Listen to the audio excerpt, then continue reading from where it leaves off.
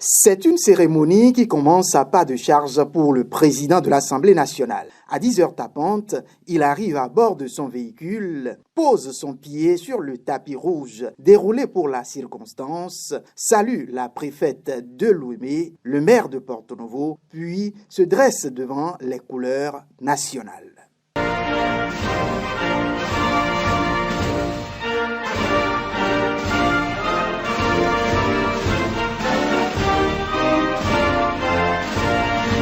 Après quoi, il passe les troupes en revue et, accompagné de son vice-président, s'engouffre dans les bureaux de l'Assemblée nationale. Il en sortira quelques minutes plus tard pour son entrée à l'hémicycle. Dans son discours au perchoir ce matin, 2 points essentiels ont focalisé l'attention. Le premier est l'appel à mieux prendre en compte le respect de l'autre. Nous ne prenons pas en compte le respect de l'autre qui doit caractériser nos relations au sein de l'hémicycle. Le respect, c'est une réalité complexe, car à l'inverse de l'attirance et de la crainte qui se glisse en lui, il n'est pas naturel. Il est cette retenue qui pose le regard porté sur l'autre, regard qui relève souvent de la pression sociale et s'accompagne de formules lisses et de gestes convenus.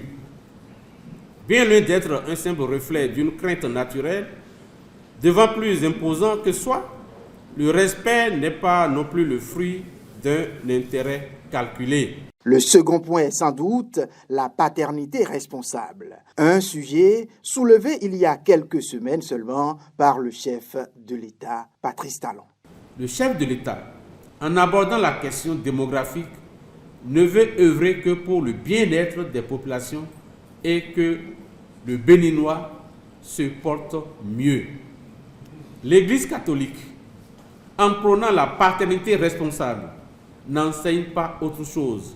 Au niveau du Saint-Coran, nous notons au verset 233 du chapitre 2e que je cite: « Les mères qui veulent donner un allaitement complet à leurs enfants devront les allaiter 2 années entières.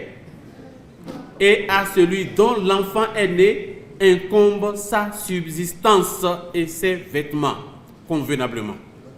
Personne n'est imposé plus que ses capacités.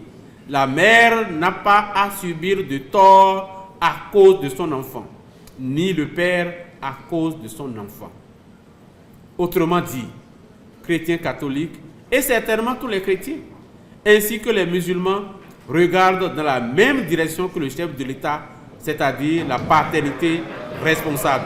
Sur le plan régional, la tension que suscite le terrorisme dans la sous-région n'est pas passée sous silence. Louis Vlavonou a pour la circonstance appelé les peuples de la sous-région, de même que les gouvernements, à s'unir pour mieux circonscrire le mal.